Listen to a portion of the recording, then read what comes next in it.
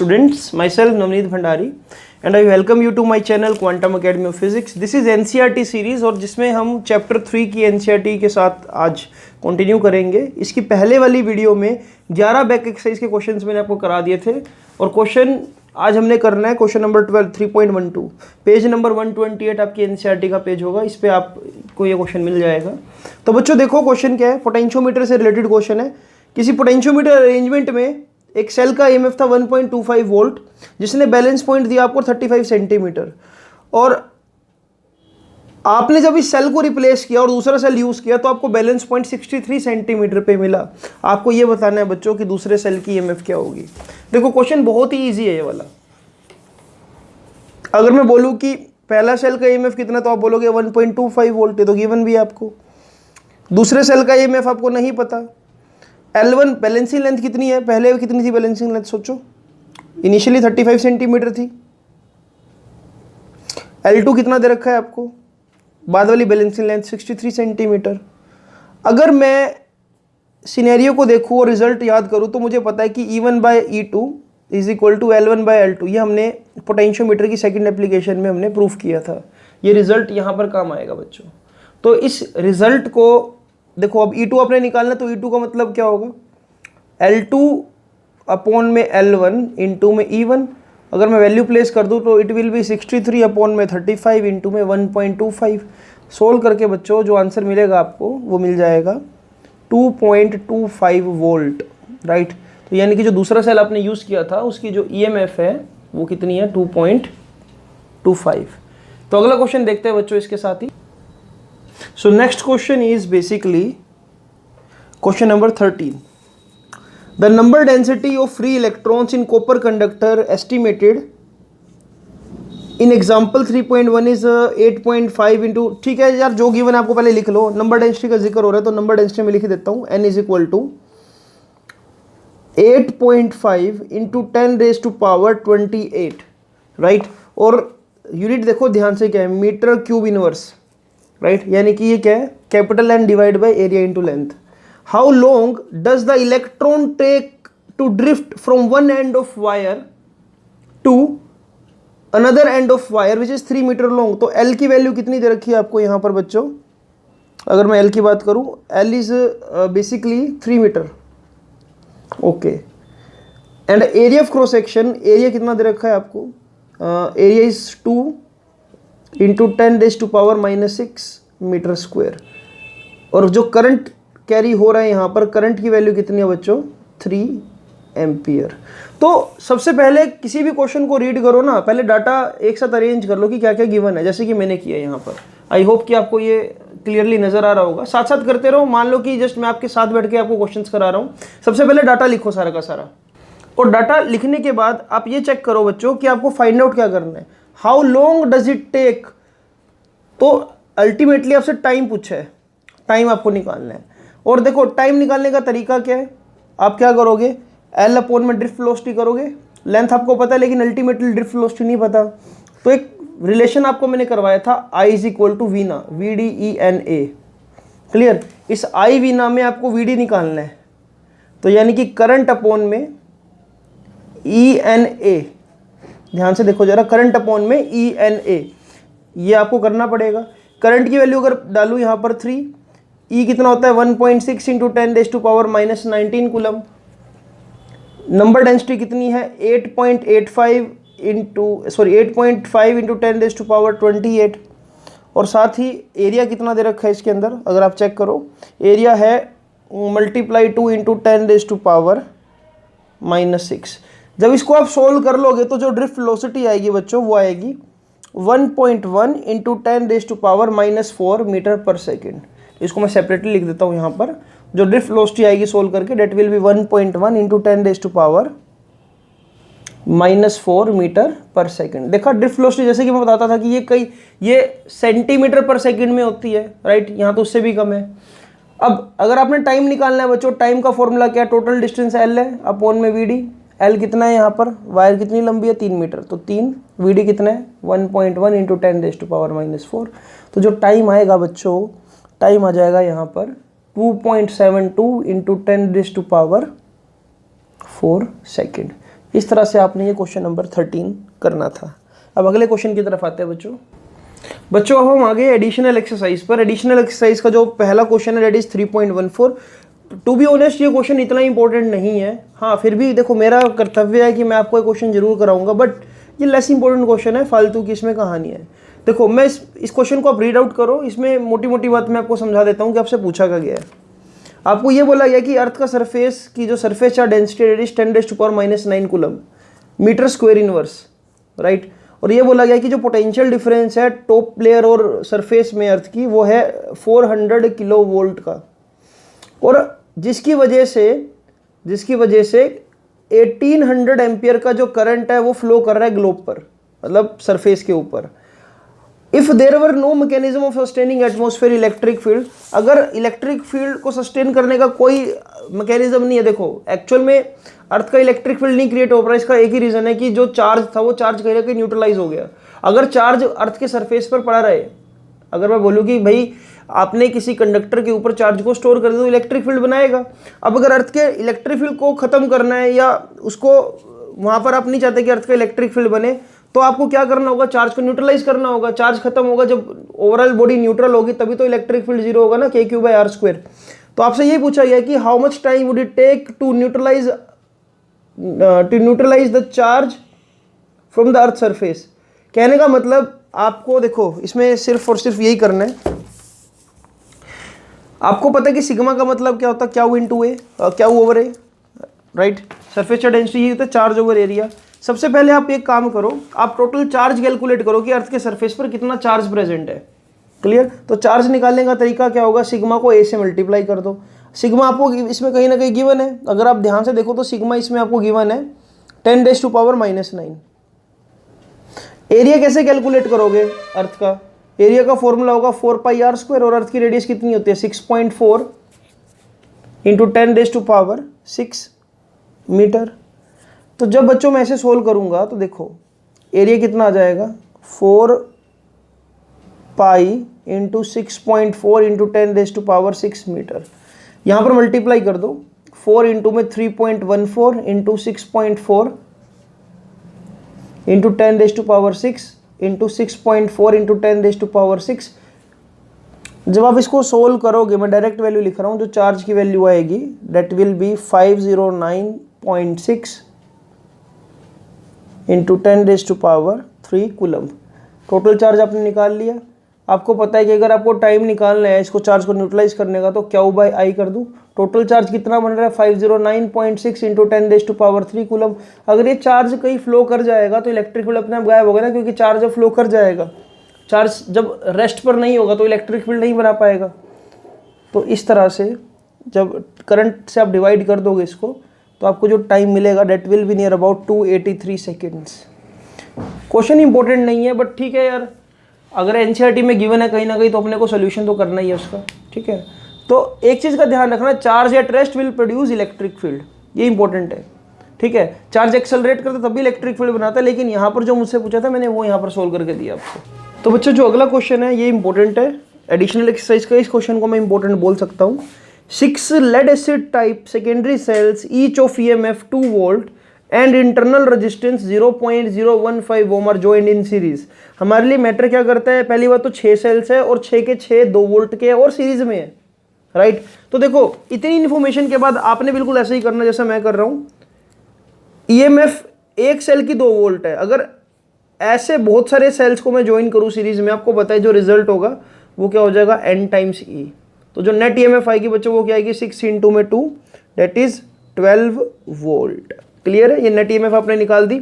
और side by side small r कितना दे रखा है आपको, जैसा कि आपने भी पढ़ा, स्मॉल r की वैल्यू कितनी है यहाँ पर 0.015 ओम।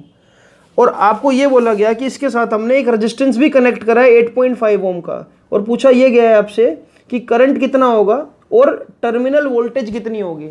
अब देख पा रहे हो, रुको मैं एंगल सेट कर देता हूँ। हाँ, आपसे ये पूछा गया कि करंट कितना होगा और टर्मिनल वोल्टेज कितनी होगी। तो देखो भाई करंट निकालना बहुत आसान है, यहाँ पर R की वैल्यू और लिख लो साथ में। R इसमें कितना गिवन है आपको 8.5 ओम का। तो बेटा अगर करंट निकालना है तो करंट निकालने का फॉर्मूला क्या होगा n टाइम्स E अपॉन में R प्लस R। मैं सीधा सीधा रिजल्ट यूज कर रहा हूँ, यानी कि 12 वोल्ट अपॉन में आर की वैल्यू कितनी है 8.5 प्लस स्मॉल आर की वैल्यू कितनी है 0.015। जब आप इसको सिंप्लीफाई करोगे बच्चों, जो आपको करंट की वैल्यू मिलेगी डेट विल बी 1.397। इसको आप अप्रोक्सीमेटली चाहो तो 1.8 एम्पियर भी चाहो तो लिख सकते हो। आपसे पूछा कि टर्मिनल पोटेंशियल डिफरेंस बताओ, तो वो क्या होता है V is equal to I R. तो बेटा V आप निकाल सकते हो, यहाँ पर I की वैल्यू कितनी है 1.8 और R कितना है यहाँ पर, R देखो ये रहा 8.5। तो जब आप वोल्टेज निकालोगे तो वोल्टेज आपको जो मिलेगी बच्चों that will be 11.9 volt approximately. इतनी वोल्टेज आपको मिल जाएगी टर्मिनल वोल्टेज। अब इसी का देखो सेकंड पार्ट भी है, एक और इसी क्वेश्चन में आपको एक और क्वेश्चन भी पूछा हुआ है बाद में। अगर सेकेंडरी सेल को बहुत टाइम यूज करने के बाद देखे तो उसका जो ईएमएफ मिला वो मिला 1.9 वोल्ट और उसका इंटरनल रेजिस्टेंस देखो कितना ज़्यादा हो गया 380 ओम का हो गया। आपको ये बताना है कि कितना ये मैक्सिमम करंट हम इसमें से निकाल सकते हैं। क्या ये एक मोटर को स्टार्ट कर सकता है? देखो अब सिर्फ और सिर्फ ये बोला गया है कि भाई एक सेल है और उसका इंटरनल रेजिस्टेंस है, यानी कि ई और आर आपको गिवन है, और ये बोला गया कि इसमें से कितना करंट बाहर निकल सकता है। तो देखो सीधी सी बात है, करंट का फॉर्मूला क्या होगा ई अपॉन में आर। अगर यहाँ पर एक एक्सटर्नल रेजिस्टेंस होता साइड में तो आर प्लस आर हो जाता, राइट। तो ई कितना, ईएमएफ कितनी है इस क्वेश्चन में, अगर आप ध्यान से देखो इसमें ईएमएफ आपको दे रखी है 1.9, इंटरनल रेजिस्टेंस बहुत ज़्यादा 380, तो करंट कितना ड्रॉ होगा सिर्फ और सिर्फ अगर आप इसको कैलकुलेट करो 0.005 एम्पियर। क्या ये मोटर को स्टार्ट कर सकता है? तो आंसर है बिल्कुल भी नहीं कर सकता भाई। आपके चार्जर को 3 एम्पियर 2 एम्पियर का करंट चाहिए फ़ोन को चार्ज करने के लिए, और मोटर अगर आप स्टार्ट करना चाहते हो तो देख लो करंट कितना ज़्यादा होगा। तो ये बहुत कम करंट है बच्चों, नेचुरल सी बात है। इंटरनल रेजिस्टेंस जब भी बहुत ज़्यादा होगा तो करंट की वैल्यू आपको बहुत कम मिलेगी। तो बच्चों अगला क्वेश्चन देखते हैं। अगला क्वेश्चन है 3.16। There are 2 wires of equal length, one of aluminium and other of copper, they are having same resistance. तो यहाँ पर दो चीज़ें आपको क्लियर हो रही है कि दोनों की लेंथ इक्वल है और दोनों का रेजिस्टेंस इक्वल है। आपको ये बताना है कि दोनों में से लाइटर कौन सी है, और आपको ये भी बताना है कि क्यों मैं एल्यूमिनियम वायर को ओवरहेड पावर केबल्स के लिए यूज़ कर रहा हूँ। इन्फॉर्मेशन जो गिवन है, एल्यूमिनियम की रजिस्टिविटी गिवन है, कॉपर की रजिस्टिविटी गिवन है, और रिलेटिव डेंसिटीज दोनों की गिवन है, राइट। तो ये इन्फॉर्मेशन जो है ना पहले नोट डाउन कर लो आप बच्चों। जब आप नोट डाउन कर लोगे तो हमारे लिए क्वेश्चन करना बहुत आसान हो जाएगा। अब देखो मैं थोड़ा सा इसको और ज़्यादा क्लोज लुक आपको दे रहा हूँ इस क्वेश्चन का, ताकि इजीली समझ सको। देखो मैं ना पहले गिवन चीज़ें लिख रहा हूँ, रिलेटिव डेंसिटी कॉपर की, रिलेटिव डेंसिटी एल्यूमिनियम की। क्लियर? कितनी कितनी है देखें। कॉपर की जो रिलेटिव डेंसिटी डेट इज 8.9। आपको पता है कि रिलेटिव डेंसिटी क्या होता है, डेंसिटी ऑफ सब्सटेंस अपॉन में डेंसिटी ऑफ वाटर। तो यहाँ से भाई अगर मैं सब्सटेंस की डेंसिटी निकालना चाहूँ तो देखो सीधा सीधा रिजल्ट आएगा 8.9 × 10⁻³ तो ये आ जाएगी आपके पास डेंसिटी किसकी भला, कॉपर की। और सिमिलरली यहाँ पर आपको दे रखा है एल्यूमिनियम की रिलेटिव डेंसिटी कितनी है 2.7। तो एल्यूमिनियम के लिए जो डेंसिटी आएगी वो आएगी 2.7 × 10⁻³ ठीक है। और साथ में मुझे लगा देना चाहिए kg m/m³। ठीक है। इतना करने के बाद अब देखो मेन मुद्दे पर आते हैं। अगर मैं यहाँ पर मास ऑफ एल्यूमिनियम निकालना चाहूँ तो मुझे ये करना पड़ेगा area into length into density of aluminium. Volume into density होगा ना। देखो mass by volume is equal to density. तो एरिया और लेंथ वाला फैक्टर क्यों लेके आ रहा हूँ, क्योंकि लेंथ इक्वल दे रखी है। सिमिलरली मास ऑफ कॉपर लिखो तो क्या होगा, एरिया इंटू लेंथ इंटू में डेंसिटी ऑफ कॉपर। अब मुझे ये चेक करना है कि क्या दोनों का एरिया ऑफ क्रॉस सेक्शन भी सेम है। अगर नहीं है तो इसलिए यहाँ पर क्या लिखना पड़ेगा, area of aluminium area of copper. दोनों को डिवाइड कर दो। जब दोनों को डिवाइड करोगे तो मास ऑफ एल्यूमिनियम अपॉन में मास ऑफ कॉपर आपको क्या मिलेगा 2.7 area into area of aluminium upon में 8.9 एरिया ऑफ कॉपर। इस फैक्टर को ध्यान से रखो। अब आगे देखो, इसके बाद ये आपने मास का रेशो निकाल लिया। इससे एक चीज़ तो क्लियर हो रही है कहीं ना कहीं बच्चों कि एल्यूमिनियम मास, एल्यूमिनियम का देखो तो मास बहुत कम है। अब इसको अगले पेज पर हम लेकर चलते हैं। देखो इसके बाद एक और चीज़ मुझे गिवन जो है वो लिख रहा हूँ मैं यहाँ पर, मुझे गिवन है कि दोनों का रेजिस्टेंस इक्वल है, R1 is equal to R2।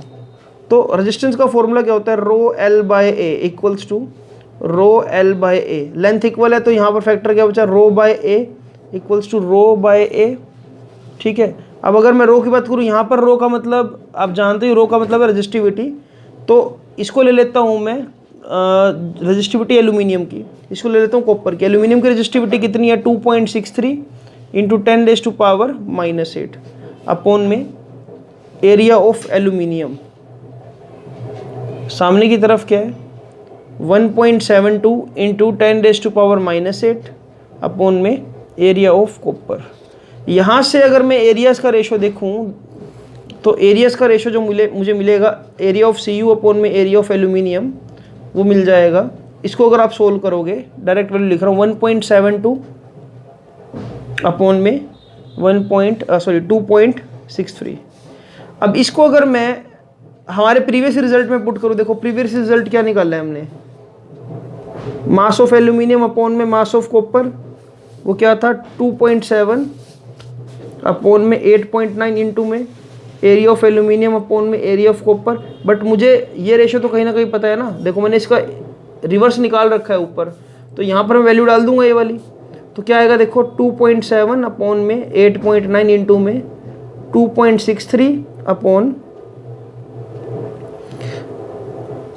1.72। जब आप बच्चों इसको सिंप्लीफाई करोगे तो आपको फैक्टर मिलेगा यहाँ पर 1 अपॉन में 2.16, डेट इज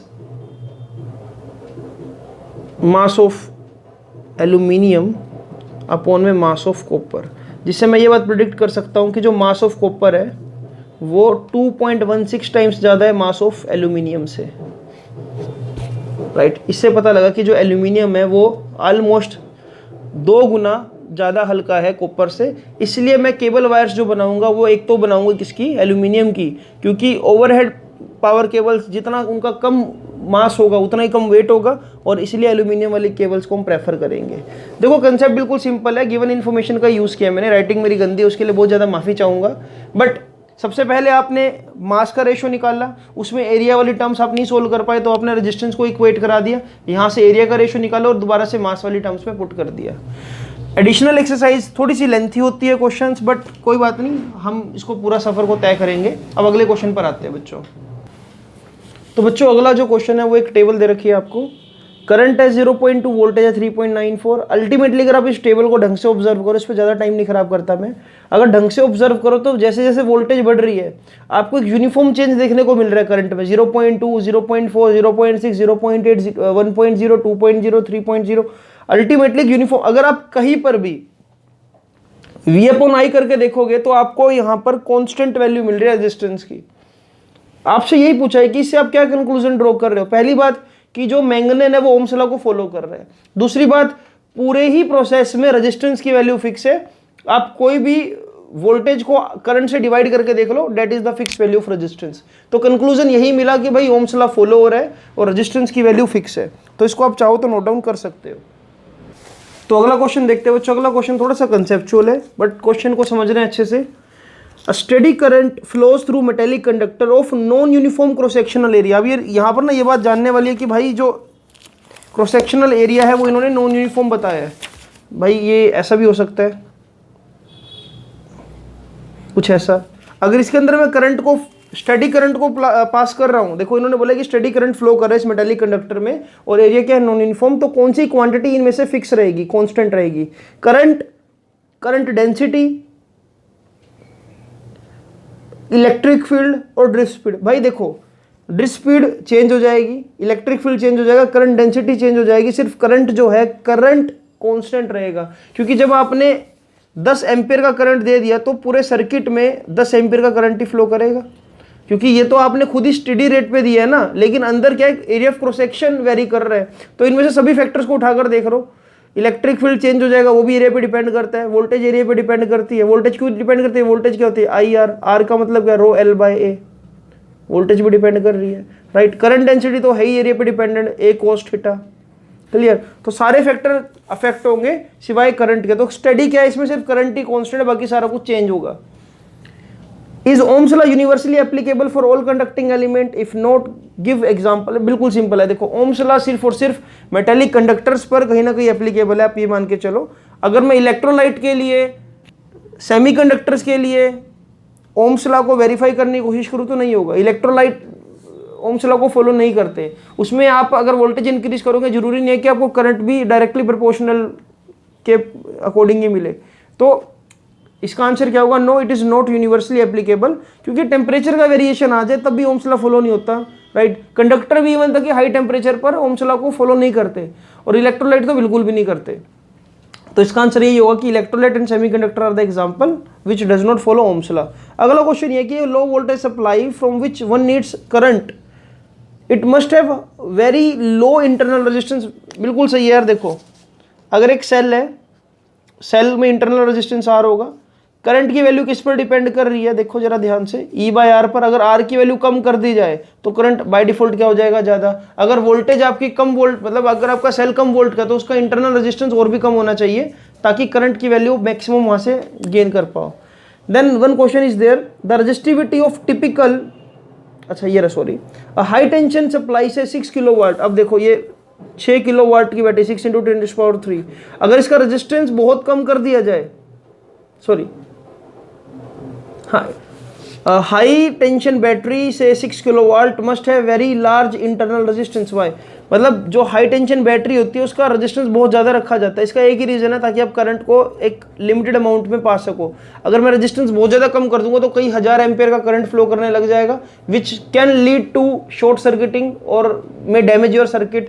तो इसलिए हम ये चाहेंगे कि अगर वोल्टेज बहुत ज़्यादा है तो रेजिस्टेंस इंटरनल भी थोड़ा सा क्या ज़्यादा हो, अदरवाइज करंट जो प्रोड्यूस होगा एक तो हीटिंग इफेक्ट बहुत ज़्यादा क्रिएट कर देगा और ऊपर से आपके सर्किट को भी डैमेज कर सकता है। तो सिंपल सा लॉजिक यही है भाई, टू कीप द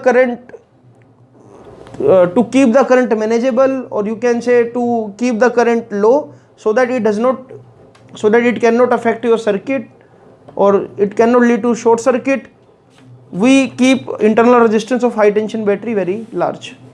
अगले क्वेश्चन पे चलते हैं। अगला क्वेश्चन भाई ये है कि चूज द करेक्ट अल्टरनेटिव। तो देखते हैं, स्टेटमेंट पढ़ते हैं। alloys of metal usually have greater / less resistivity। भाई एलोई की रेजिस्टिविटी ज़्यादा होती है तो इसका आंसर क्या होगा, greater. alloys usually have much lower higher temperature coefficient. Alloys का जो टेम्परेचर कोफिशिएंट है वो बहुत कम होता है तो इसका आंसर आएगा lower. Resistivity of alloy manganin is nearly independent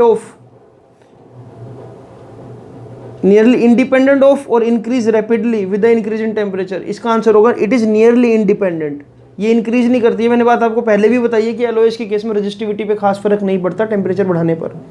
resistivity of typical insulator for example amber is greater than that of metal by factor. देखो रेजिस्टिविटी जो एम्बर की होती है वो बहुत ज़्यादा होती है, राइट। तो कितना ज़्यादा फैक्टर होगा, 10⁻22 टाइम्स, बहुत ज़्यादा रेजिस्टिविटी होती है एम्बर की। तो इसलिए इसका जो फैक्टर है याद रखना 10⁻22। क्वेश्चन वैसे तो देखो ऐसे नहीं आते, बट फिर भी आपको इन छोटे मोटे क्वेश्चंस का ध्यान रखना होता है बच्चों। अब क्वेश्चन है 3.20, धीरे धीरे सफ़र को आगे बढ़ाते हैं। अगला क्वेश्चन देखो बच्चों, there are n resistors which are having resistance R each, how will you combine to get the maximum and minimum value of resistance। बहुत इजी है भाई, बहुत इजी है। देखो सुनो, अगर n रजिस्टर्स है, अगर उनको मैं सीरीज में जोड़ दूं इस तरह से,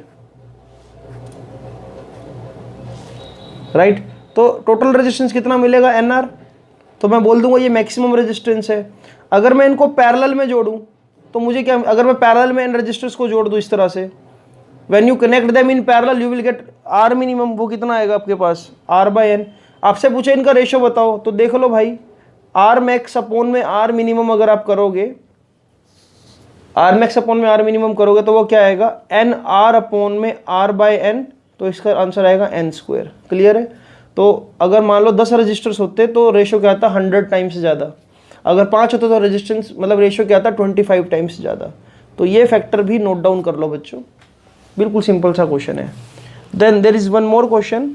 आपको 3 रजिस्टर्स दे रखे हैं, ध्यान से देखो। क्वेश्चन का है आपका ये रहा।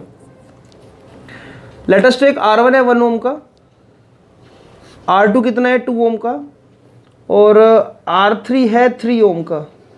आप इनको कैसे कंबाइन करोगे कि जो आपको R इक्विवेलेंट है वो 1/3 ओम के इक्वल मिल जाए, सॉरी 11/3 ओम के इक्वल मिल जाए। तो बच्चों इसको करने का एक ही तरीका है, इसको आप हिट एंड ट्रायल मेथड से देखो कैसे कैसे कर सकते हो। तो ये ऐसा क्वेश्चन 10th क्लास में आया करता है, तो मैं आपको सीधा सीधा सोल्यूशन बता देता हूँ। अगर आप चाहते हो कि 11/3, तो आप R1 और R2 को कनेक्ट कर दो पैरेलल में, और यहाँ पर सीरीज में जोड़ दो R3, यानी कि ये 1 ओम ये 2 ओम इनको जोड़ो पैरेलल में, राइट, और 3 ओम को जोड़ दो सीरीज में, तो आपको जो नेट रेजिस्टेंस मिलेगा वो 11/3 ओम मिल जाएगा। चेक कर सकते हो आप इसको। सिमिलरली फिर आपसे पूछा गया कि इनको मैं कैसे कनेक्ट करूं कि मुझे 11/5 ओम मिल जाए। भाई 11/5 ओम के लिए देखो क्या करना है आपने। 11/5 ओम अगर आप चाहते हो तो आप ऐसा करो बच्चों कि इस बार लास्ट के दो रजिस्टर जो आपके 3 ओम और 2 ओम, इनको पैरेलल में जोड़ो और इनके साथ सीरीज में कर दो पहला रेजिस्टेंस। इससे आपको क्या मिल जाएगा आंसर 11/5 ओम। फिर आपसे पूछा गया कि आपको नेट रेजिस्टेंस 6/11 मिल जाए। 6/11 कैसे मिल सकता है, तो देखिए 6/11 के लिए अगर आप चाहते हो कि आपको 6, एक बार चेक कर लेते हैं कि 6 पूछा है कि क्या पूछा है आपसे, सॉरी 6 अलग से पूछा है। 6 ओम, 6 ओम कैसे मिलेगा, इन तीनों को सीरीज में जोड़ दो, 1 + 2 + 3। फिर आपसे पूछे कि 6/11 मिल जाए, तो 6/11 के लिए क्या करोगे, तीनों ही रजिस्टर्स को पैरेलल में जोड़ दो। सबसे कम देखो 6/11 सबसे कम वैल्यू है, क्लियर। तो 1 ओम 2 ओम और 3 ओम को जब आप पैरेलल में जोड़ दोगे तो आपको जो नेट रेजिस्टेंस मिलेगा that will be 6/11 ohm, right. देखो ये सिंपल से क्वेश्चन है, इसलिए मैं इस पर ज़्यादा टाइम नहीं खराब कर रहा हूँ, ये आप खुद भी कर सकते हो, कॉमन सेंस लगनी है इसमें। अब अगले क्वेश्चन पर आते हैं। अगला क्वेश्चन भी वैसे कुछ ज़्यादा मुश्किल नहीं है। देखो अगला जो क्वेश्चन है उसमें 2 नेटवर्क दे रखे हैं आपको। देखो मैं ऐसे ही आपको डायरेक्ट बता देता हूँ, देख कर ही। एक ऐसी वायर दे रखी है जो आप ऐसे मोड़ रखी है, R ओम R ओम R ओम R ओम और R ओम, कितने हैं 1 2 3 4 5। अगर यहाँ से करंट जाएगा तो सब में सेम रहेगा बच्चों, तो यानी कि सभी के सभी जो रजिस्टर्स है ये सभी के सभी किस में है, सीरीज में कनेक्टेड है। तो इसलिए मुझे क्या करना है, अगर यहाँ पर ये 5 रेजिस्टेंस है और पांचों के पांचों R ओम के, तो नेट आंसर क्या होगा, इसका इक्विवेलेंट 5R। अब इस पर आओ जरा, यहाँ पर देखो 1 ओम 1 ओम 2 ओम 2 ओम, यहाँ पर इस तरह से देखो ना, यहाँ पर मैं बना देता हूँ। एक इस तरह का नेटवर्क दे रखा है आपको, सॉरी ऐसे बनाता हूँ इसको को, इस तरह का। ऐसे टोटल देखो 4 सर्किट है यहाँ पर, 1 2 3 4 सर्किट है। तो क्यों ना मैं एक को सोल्व कर लूं, पहले एक को सोल्व करो। देखो ये 1 ओम है, ये भी 1 ओम है, ये 2 ओम है और ये 2 ओम है। तो यानी कि ये कितना हो गया टोटल 2, ये कितना हो गया टोटल 4। तो बेटा एक पर्टिकुलर जो स्क्वायर बना हुआ है, ये एक स्क्वायर का जो टोटल रेजिस्टेंस है वो कितना है 4/3, जब आप इसको सोल्व करोगे। और ऐसे कितने स्क्वायर सीरीज में लगे हुए 4, तो मल्टीप्लाई बाय 4 कर दो। इस तरह से इस पूरे कॉम्बिनेशन का जो नेट रेजिस्टेंस आएगा वो आएगा 16/3 ओम, राइट। देखो ना चारों के चारों आइडेंटिकल तो है, एक का निकाल लो, 1 2 3 4 है टोटल, 4 से मल्टीप्लाई कर दो, टोटल रेजिस्टेंस आ जाएगा आपके पास। तो इस तरह से आपने बच्चों इस क्वेश्चन को करना था। अब अगला क्वेश्चन भी देख लो। अगला क्वेश्चन एक इनफाइनाइट नेटवर्क है बच्चों, राइट। 1 ओम 1 ओम 1 ओम सारे 1 ओम रेजिस्टेंस है, और यहाँ भी इनफाइनाइट है, यहाँ भी आपको बताना है कि टोटल करंट कितना फ्लो कर रहा होगा। मैं आपको सिंपल सी एक बात बोल रहा हूँ बच्चों, ये अगर मैं आपको डायरेक्टली दे दूंगा तो आप मेरा लेक्चर नहीं देखोगे। मैंने एक लेक्चर आपको करवा रखा है इनफाइनाइट लैडर के लिए, मैंने वहाँ पर रेजिस्टेंस ट्रिक दे रखी है। मे बी 3.8 लेक्चर है या 3.7 लेक्चर होगा। तो आप 3.7 करंट इलेक्ट्रिसिटी की प्लेलिस्ट में जाइए और वहां पर ट्रिक है, उसको अप्लाई करिए, प्रैक्टिकली अप्लाई करिए, और आप ये चेक कीजिए कि क्या आपका आंसर आ रहा है इसमें 3.71 एम्पियर, राइट। 3.71 एम्पियर इसका आंसर है आपको। लेकिन मेरी वो ट्रिक अप्लाई करनी है इसके ऊपर। इनफाइनाइट ये नेटवर्क है, वहां पर मैंने एक ट्रिक दे रखी है बहुत अच्छी इसके ऊपर, तो वो आपने अप्लाई करनी है और फिर मुझे इसका आंसर बताना है कि क्या आपका आंसर उस ट्रिक से 3.71 एम्पियर आ रहा है। एनसीईआरटी सबके पास होगी, तो एनसीईआरटी में से इसको सोल्व करना। यही क्वेश्चन मैं आपको एज अ होमवर्क दे रहा हूँ आज। अब आगे देखते हैं क्वेश्चंस के। तो बच्चों जो आपको अब मैं क्वेश्चन कराने वाला हूँ, ये मेरी तरफ से 2021 के लिए सबसे इंपॉर्टेंट क्वेश्चन है इस चैप्टर का।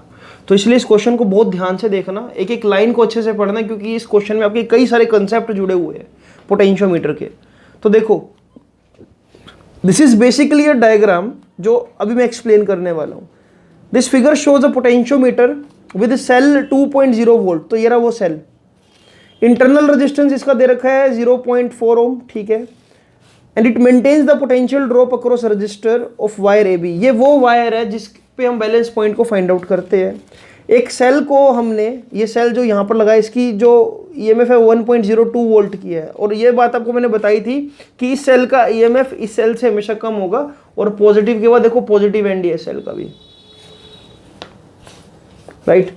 And it gives balance point at 67.3 centimetre. तो ये मुझे बैलेंस पॉइंट दे रहा है एक एल पर जो है कि 67.3. To ensure very low current drawn from the standard cell. और हमने क्या किया बच्चों, इसके साथ यहां पर सीरीज में जोड़ दिया एक high resistance 600 kilo ohm. Okay,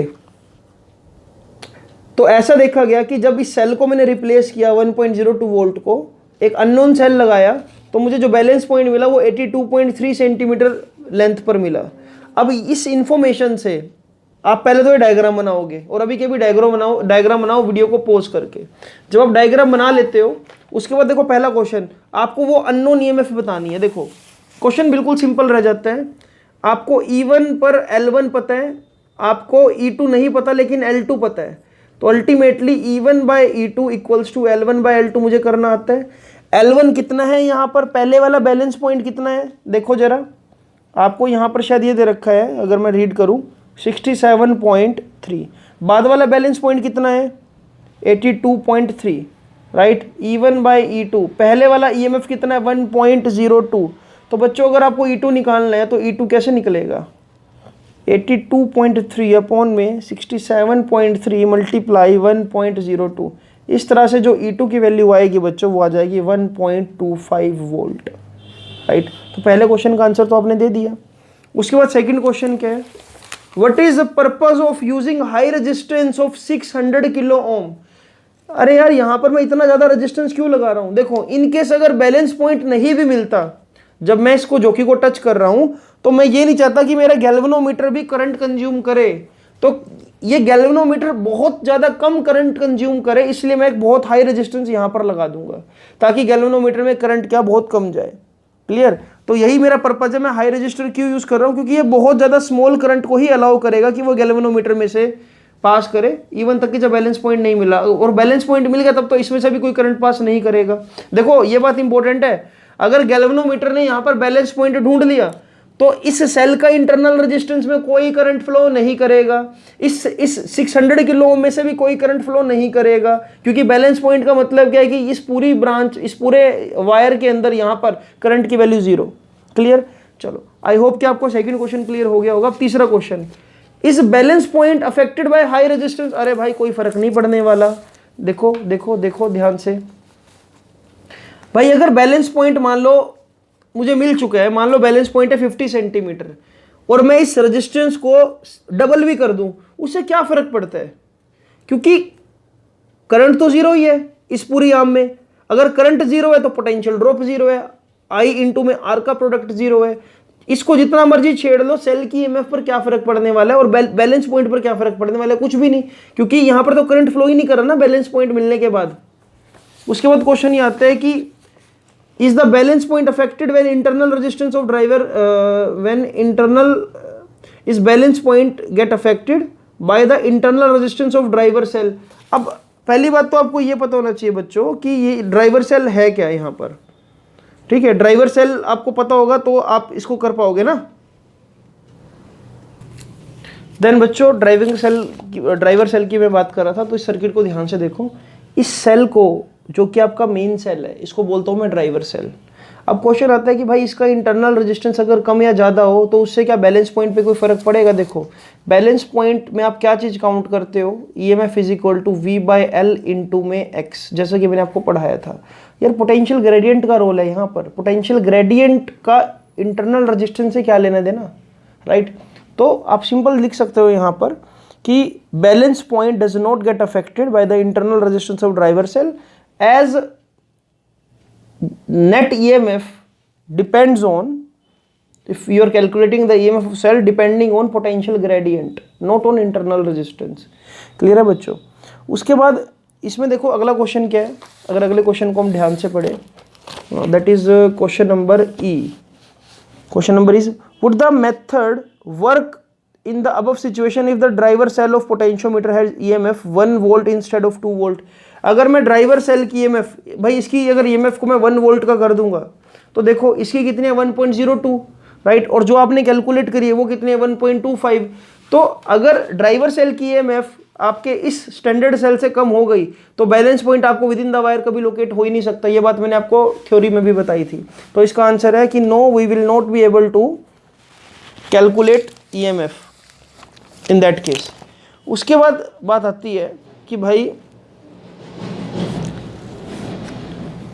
would the circuit work well for determining an extremely small EMF से इन ऑर्डर ऑफ मिलीवोल्ट.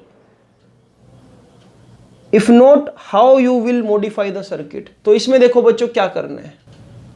अगर देखो सेल मिलीवोल्ट में है, सेल मिलीवोल्ट का मतलब अगर ये सेल मान लो 1 मिलीवोल्ट का होता तो आपको बैलेंस पॉइंट देखो कहां पर मिलता, नियरली इक्वल टू ए, यहां पर मिलता. देखो ये वायर जो है ये फ्यू मीटर्स लॉन्ग है और आप क्या मिलीवोल्ट पोटेंशियल डिफरेंस मेजर करना चाह रहे हो, EMF मेजर करना चाह रहे हो. तो सीधी सी बात है कि भाई आपको क्या करना पड़ेगा उस केस में. अगर आपको फिर जो रीडिंग्स है, ये आपको जो स्केल है, ये स्केल भी मिलीमीटर में लेना पड़ेगा, क्योंकि आपको जो बैलेंस पॉइंट है वो बिल्कुल ए के पास मिलेगा. यहां पर हो सकता है ये फ्यू सेंटीमीटर भी हो सकता है, फ्यू मिलीमीटर पे मिल जाए, क्योंकि जो मैं आर्म स्केल यूज करूंगा वो सेंटीमीटर में होगा मिनिमम उसका लिस्ट काउंट. लेकिन आपको फिर ऐसा स्केल चाहिए जिसका लिस्ट काउंट क्या हो मिलीमीटर में, क्योंकि बहुत स्मॉल EMF अगर होगी, देखो स्मॉल देखो E directly proportional to length होता है. अगर सेल बड़ा होगा तो बैलेंसिंग लेंथ दूर मिलेगी, सेल छोटा होगा तो बैलेंसिंग लेंथ पास मिलेगी. अगर सेल को सिर्फ आप मिली वोल्ट में कन्वर्ट कर दोगे तो ये बैलेंसिंग लेंथ आपको क्या बहुत ज्यादा क्लोज मिलेगी, एक है फ्यू मिलीमीटर्स दूर. तो इसके लिए आपको स्केल बहुत छोटा चाहिए बच्चों. क्लियर है. तो ये क्वेश्चन इंपॉर्टेंट था, इसमें आपको सारे पॉइंट्स क्लियर होने चाहिए बच्चों, इसको नोट डाउन कर लो. अब अगले क्वेश्चन की तरफ चलते हैं. So next question is basically again a potentiometer question. Potentiometer के भाई देखो जितने भी हमने कंसेप्ट किए थे लास्ट टाइम वो सारे यूज हो रहे हैं NCERT में. तो अल्टीमेटली ये आपके पोटेंशियोमीटर के एक्स्ट्रा क्वेश्चंस भी साथ साथ चल रहे हैं. पोटेंशियोमीटर सर्किट आपको दे रखा है जहां पर हमने 2 रेजिस्टेंसेज लगा रखे हैं पैरेलल में और साथ में जोड़ रखा है एक सेल. ऐसा देखा गया कि बैलेंस पॉइंट स्टैंडर्ड रजिस्टर 10 ओम को जब मैंने इंक्लूड किया सर्किट में, मतलब कि जब मैंने ये वाली की को प्रेस किया और इस R के साथ इस EMF को लिया तो मुझे बैलेंस पॉइंट कहाँ पर मिला, 10 ओम के केस में 58.3 सेंटीमीटर पे. ठीक है. और जब मैंने अननोन रेजिस्टेंस X को सर्किट में इंक्लूड किया तो मुझे बैलेंस पॉइंट कहाँ पर मिला 68.5 सेंटीमीटर पे. आपको अल्टीमेटली इस X रेजिस्टेंस की वैल्यू बताने की क्या होगी. तो पहला एक काम करते देखो, क्या मुझे पता है कि E1/E2 हमेशा L1/L2 के इक्वल होगा, है ना. अगर मैं कंपेयर कर रहा था EMF को तो बैलेंस पॉइंट L1/L2 ये था, ये रिलेशन मैंने पढ़े. E1 को मैं क्या लिख सकता हूँ, I इंटू में R equals to L1. E2 को क्या लिख सकता हूँ मैं, I इंटू में X इक्वल्स, यहाँ पर आ जाएगा L2. I से I उड़ा दो तो R/X इक्वल्स टू L1/L2. मुझे अल्टीमेटली X फाइंड आउट करना है बच्चों, तो ये क्या हो जाएगा L2/L1 इंटू में R.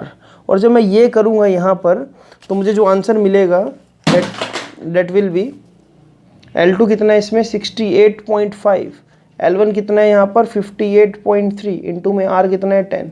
तो X की वैल्यू बच्चों यहाँ पर आ जाएगी 11.75 ओम.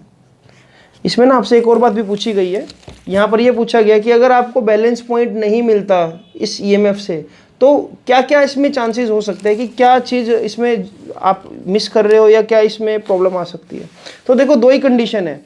मैं क्या कर सकता हूँ, पहला कंक्लूजन ये ड्रॉ कर सकता हूँ कि जो ये वाली EMF है स्टैंडर्ड सेल की वो ड्राइवर सेल से ज़्यादा हो गई है, इसलिए मैं यहाँ पर इस वायर के अंदर EMF को मतलब बैलेंस पॉइंट को ढूंढ नहीं पा रहा हूँ. अगर ड्राइवर सेल की EMF कम हो गई है, इससे बात वही है ना, अगर ड्राइवर सेल मान लो 2 वोल्ट का और या 5 वोल्ट का तो कभी भी मुझे यहाँ पर बैलेंस पॉइंट ऑब्टेन नहीं होगा. क्लियर.